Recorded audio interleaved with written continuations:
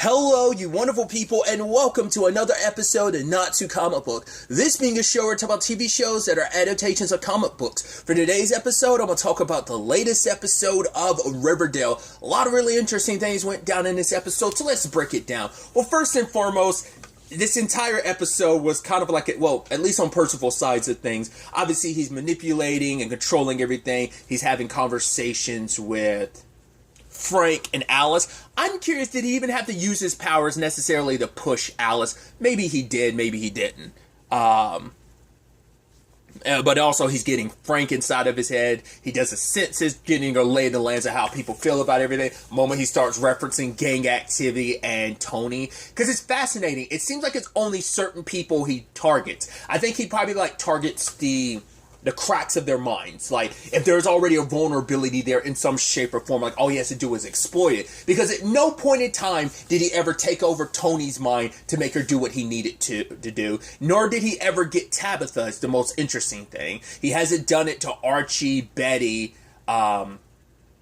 Obviously, it might be harder with Jughead because of Jughead's abilities, probably gives him some mental fortitude against that. But it is fascinating that it seems like they're the only ones he hasn't bothered using his powers against. Because it seems like, I'd assume, it's hard to say how much what Fangs did this episode was him, how much was him being in control, Kevin kind of acting out of pocket too, how much of that was Percival. I mean, Percival is now working at the sheriff's station, so he has complete and utter access to... Well, he already visited Kevin and Sheriff Keller, so he was already getting them to do what he wanted to, but he has continuous access. We have no idea whether it's kind of like a Kilgrave situation from Jessica Jones, because he had to re-up his control on you every once in a while. Wasn't it a 12 hours or 24-hour hold, his power... It's been a while since I've seen season 1 of Jessica Jones, so I don't remember. But I want to say he had a limitation for how long he could control your mind. He had to re-up every once in a while. So I'm curious if the same thing applies here, where he has to re-up every so often, or the mind control will eventually fade away. We'll have to wait and see. But I feel so bad for Tony, because Tony was kind of put through the ringer. Her name and reputation was being attacked, even though she's been a pillar of the community. She is one of the people that kept Riverdale alive, when Hiram was doing everything he could to destroy it. And it is the thing of my position and who I am, my character is being questioned. All that she's done, Serpent or no Serpent, all she's done to fight to be a pillar of this community and the entire community, with the exception of Tabitha turning against her. So you add in the fact too, Kevin's yo, I don't want baby Anthony growing up around this gang activity. It's yeah, but you've known so many people associated with the said gang. You've known Jughead, you've known Tony for so long, and it's never been an issue until now. But once again, it could just be, yes, he has those fatherly instincts of right, I care about baby Anthony, and that is being used against him by Percival, kind of manipulating and contorting those feelings of protection to do what he's doing, because basically at the end of the episode he's trying to get sole custody of baby Anthony. But everything Percival does is man, you are wild. He ends up kidnapping baby Anthony. At first I was did Kevin do that under Percival's control? But it seems like Twyla did it, but it was under it's because Percival maybe manipulated her into doing that. That is crossing, that's the thing, how can we tell whose actions are who anymore? You might as well just assume every bad thing that happens in Riverdale, even if it was the Ghoulies doing that blatant attack. Yeah, they had beef with the Serpents, and the Ghoulies, trying to get back because Archie kind of instigated stuff. But even then, it's to have such a blatant attack, now kidnapping baby Anthony, and we see that Percival's there holding baby Anthony. I thought the point was to get the Serpents and the Ghoulies to duke it out and basically wipe each other out. Turns out that's not the case. The point was to kind of wipe them out kind of separately while setting them up. Because it turns out the Ghoulies were already dealt with. We later on find out Percival made them kill themselves. So that's cool. Once again, he's definitely on his Kilgrave shit. And then you add in the Serpents he was about to make an excuse like, oh, look, the Serpents are resistant. We might as well put them down. It's like, I'm live streaming this, and you son of a bitch. And it's like, he's like, oh, you got me. I was like, wow, you were literally about to like execute all those people. And it would have just been like, right, it was necessary. And the rest of the town would have gone along with it because you're in their heads telling them, yes, they should go along with it. I'm like, ugh, dude. And what's even wilder too, once again, I love that. Because my understanding is, other than that final episode of Riverdale, which that final episode, the final part of Riverdale, made it so that it connects everything together, and then it makes it so that I thought it was going to be a thing of, oh yeah, Riverdale is why things went down in Riverdale, but other than that, there'll be no connection. I thought that's as much of a connection we would. It's still a thorough enough connection, but but as the season goes on, it's like, oh, we're implementing stuff we learned in Riverdale. So it's not only like the Abigail stuff.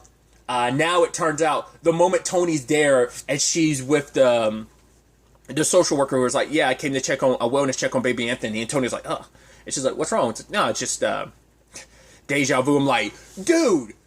So that's why I'm like, is it going to be revealed that Percival is actually the literal devil? Maybe that's because the big question is, last episode I had, and also Archie, Jughead, and Betty are asking the same question. How did he get his powers? They got their powers because they literally, because from the explosion. So where did he get his?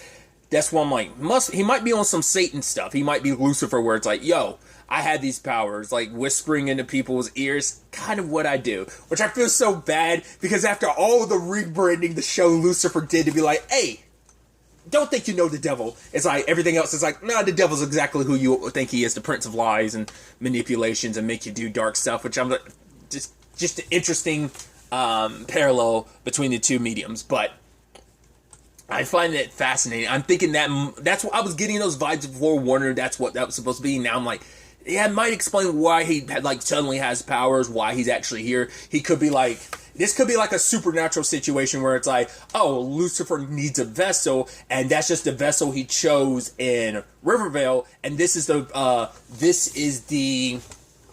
vessel he chose, especially because his family has ties to Riverdale, but Veronica brought it up last episode when she had Geraldo look into it, and she brings it to Jughead, Archie, and Betty's attention of, yeah, the guy didn't exist before he came to Riverdale. So I'm like, it has to be like a fake identity. So he chose a name that would make it easier to move around Riverdale, because it's like, hey, I'm a part of this community because my family, despite the tragedies we committed in the past, are a part of this. It is interesting too, because Tony said, like, right, what he did to his family did to her family, and now he's specifically attacking Tony this episode. Seems kind of wild. So that's interesting. He's just that guy. He's that super villain that you're just like, oh, I want to punch you in your face. He's just, every time you turn around, he's so smug. The only time he wasn't smug was during that whole situation with Tony, like, live streaming it so he couldn't kill the serpents like he wanted to. That's the only time nothing went according to plan. But every other step of the way, Tony getting voted off the council, him suddenly getting voted on the council, it all worked out to his favor. So eventually, Jughead's probably going to have to tell Tabitha the truth about everything going on, just so she can arm herself and be like, all right, so like me, Archie, and Betty have powers, and so does Percival, and he's controlling people's minds. So, because I love that it's not just Percival they have to deal with. They also have to deal with the Cheryl thing, because Cheryl is like, she's adamant about, you know what I'm going to do? I'm going to get Tony, and I'm going to basically purge Tony from Tony's body, her soul, and get my Thomasina inside of her body, which I'm like, that is kind of jacked up. To be fair, you're doing the exact same thing to Cheryl, so I'm like, I guess I shouldn't be too surprised what's happening there. But it's like, yeah, what about Tony? It's like, oh, Tony's soul will most likely disappear, most like Cheryl's, which is super messed up, especially because but I guess in Cheryl, I was about to say, you know, she has a life, she has a baby, like, are you just going to be okay taking away that baby's mother? But I'm sure Abigail's probably thinking, oh, me and Thomasina, once our love is rekindled and once she's back, we'll just take care of the baby like he's our own. So it's okay. Like, he's going to have two wonderful parents. It's fine. And, and also it gives her an excuse to keep the baby away from things. It's like, no. I've already had my fill of Fogarty's and what they did to the woman I love. So no, like, him not being in a picture anymore is actually benefit. So, but either way,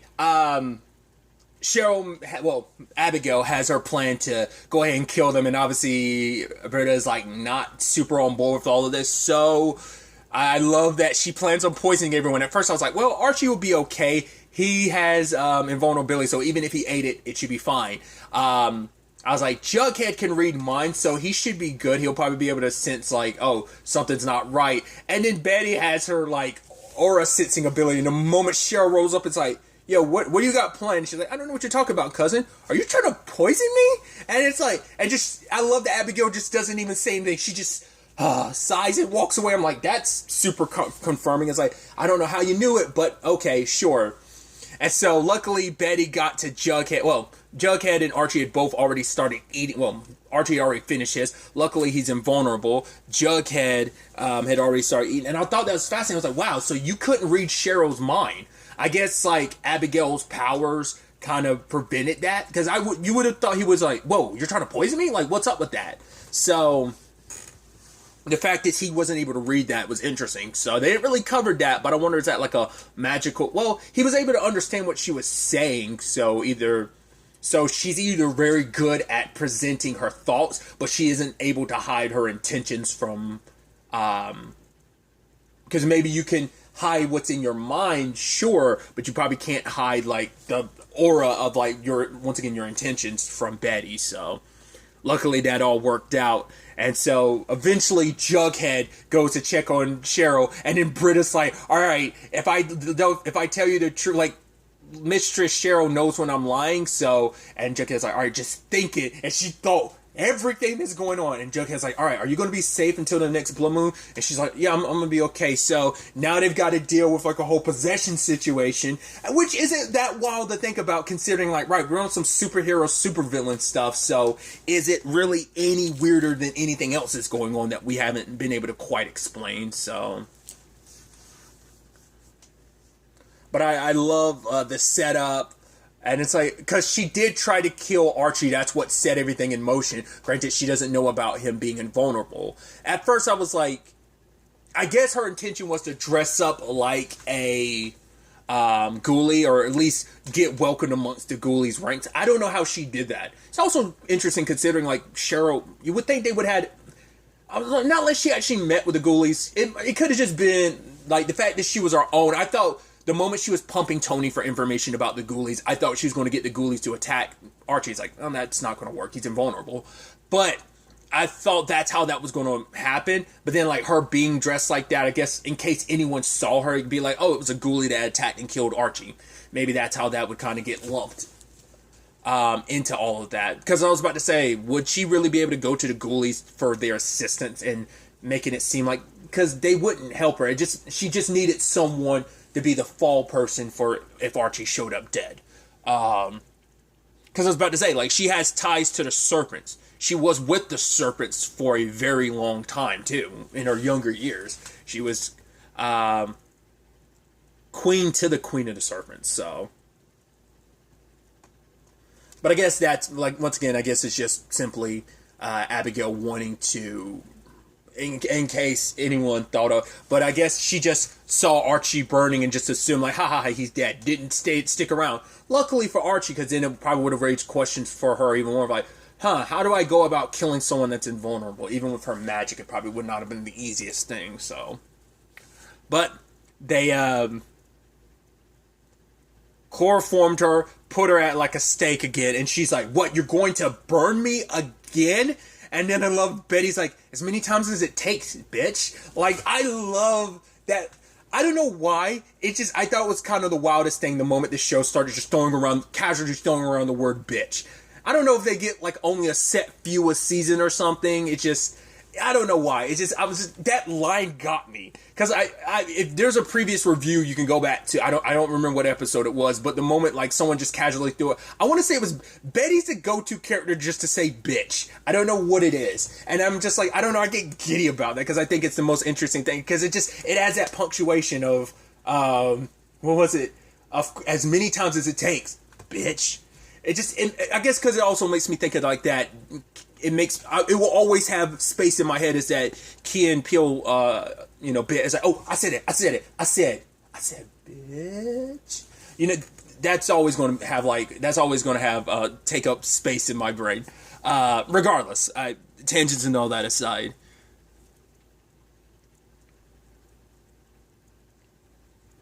They were luckily able to expel Abigail, but she's in a doll, and later on it's like, right, it's up to the three of us, Nana Rose, Cheryl, and Britta, to constantly keep that candle lit to prevent Abigail from ever getting free. You're like, oh, dude, she's super going to get free. I'm assuming Percival's going to find out about it and, like, utilize it to his advantage.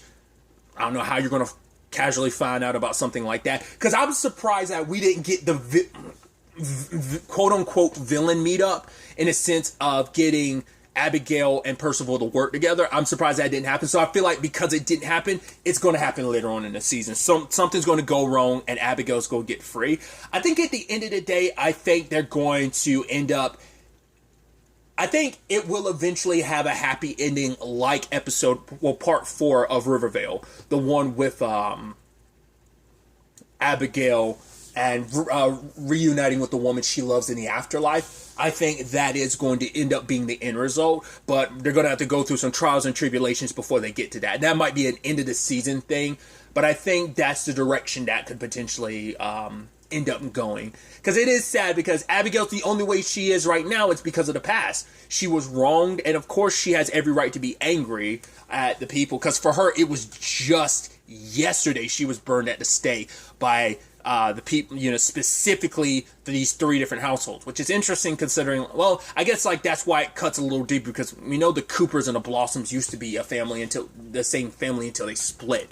So it's like, right, the Coopers still screwed you over, so family or no family, they were the family that betrayed you, so screw them. But that's not going to last forever. Like I said, something's going to happen and Abigail's going to get free again. But hopefully they can sway her away from her vengeance and reunite her with her love without her having to sacrifice Tony in a process to just resurrect her love. The thing that immediately went my mind through too is, Cheryl, you really okay? You gonna let your Nana Rose skate? She's the one that did this to you too. So I'd be hyper pissed at Nana Rose, but it's like, all right, all is forgiven. Not unless we pick up next episode. Cheryl's like, oh, I haven't forgiven you, Nana Rose. Britta's my favorite because she did everything she could to bring me back. Yes, you did eventually to help, but that was after Abigail didn't necessarily do things the way you want to, and she locked you away. So the sides were kind of chosen for you rather than you necessarily choosing my side over Abigail. So we'll see if Cheryl has some venom for any ill will towards her grandmother after this. We'll see. Either way, that is one thing that has been dealt with now. But there's still the angle of the whole Percival situation, as now he's on the city council, and even Archie's like, I don't think he's here to take over Riverdale. I think he's here to destroy it. For what purpose? I don't know. If we're not dealing with it's the devil and he's pretending to be something else, because maybe the whole point is to make Riverdale destroy itself. Once again, it's just interesting timing that the moment Hiram is dealt with, the guy who was choking the life out of Riverdale, now all of a sudden there's someone else here. I mean, maybe the timing isn't an accident. It's purposely, as I brought up before, it's just happens to fill the role that Hiram left off. And I think it's because, well, Hiram already did the heavy lifting. Riverdale's in a very compromised position, so all you had to do was strike while the iron was hot. So we'll have to wait and see. If he's not Lucifer or the devil, maybe his true identity, because it could just be that, oh yes, he has powers and such, but it could be a thing of maybe it's a generational thing, his family had powers, and maybe the reason why he doesn't exist because, well, if not the devil thing, maybe it's because this identity is something he recently crafted, and I don't know. We'll see what direction they ultimately end up deciding taking that. But another angle to this episode, which may play into this whole, well, I think it still could play into the Riverdale devil situation, is that Reggie's dad is doing better, but he's kind of lost his mojo, so he's like, hey, Dad, I want you to come to the casino, I want you to have a good time.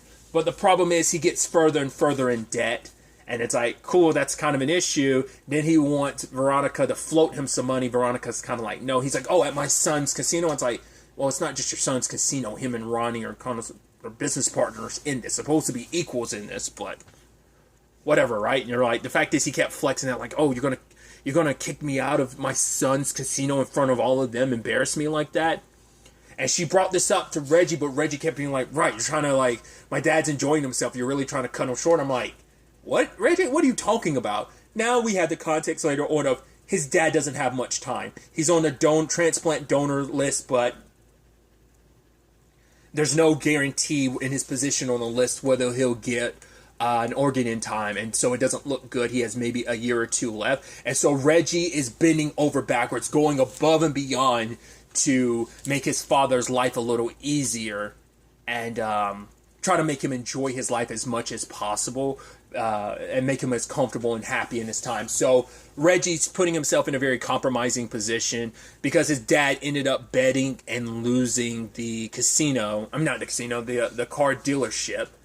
And so Veronica was like, hey, don't you think your dad potentially has a gambling issue? Because how did your dad get in debt to my dad in the first place? But Reggie getting very defensive, especially because him and his dad are finally in a good place, and so he wants everything to be good. He wants his dad to be happy. So if this was Reggie before, would he have gone so above and beyond for his dad? Probably not, if their relationship was what it was before. But until, like, now that they've buried the hatchet, and now that they are in a process, well, I don't know if you'd say they're fully healed or whether they're still in a process of healing, but he's now going to go above and beyond for his dad, even to the point of, right, you guys want the dealership because you could use it as a front for some shady business. Hey, you need someone to kind of handle be the face of the operation. That way no one gets suspicious about what's going on here. So give the dealership back to me. My dad gets to still keep the dealership while also living it up, playing with you guys. We'll see if that ends up being more and more of an issue later on or not, because your dad is still gambling and such. But once he's on a losing streak, he still can't break it because that addiction is inside of him. So is Reggie going to eventually regret that? Because it's like, hey, now my dad's racking up stuff that you have to go out of your way to mend that situation. And when your dad's gone, you're going to be on like the more I don't know whether Percival is going to use this to his advantage, because he is already getting Alice to turn against Ronnie, Veronica, and them. So this might be the end they needed just to make everything work to their advantage. I don't know. Especially because Reggie's kind of keeping Veronica out of it, because he was chewing her out because it's like, right, you want to vilify my dad because he's might have an addiction or whatever to gambling. But what about your dad? He did terrible stuff. He killed people. He hurt people. He did what he did to this town. And you're still putting up a picture of him yet, you know. But literally 2 episodes ago, Reggie was like, right, I'm not in any position to judge you. And now he is judging her because he feels like she's judging him. But she's just trying to do what's best for your dad. And it's hard to say if Reggie's doing the right thing by his dad. Like, I get it, you want to make him happy, you know, but in no shape or form, the problem is he never confided in Veronica. Veronica would have easily been amenable if you had opened up to her about everything, but Reggie's bottling it all up and handling it himself. So we'll see how that affects him going forward. I just see the writing on the wall where it's like, yeah, that's not going to end well in that storyline wise. I think that's all going to blow up in his face in some shape or form. So we'll ultimately have to wait and see where all of this ends up taking us going forward into the next episode. But really, that's all I want to talk about. Till the next time we meet, be happy, be safe, live life to the fullest, and enjoy it. Good day and goodbye.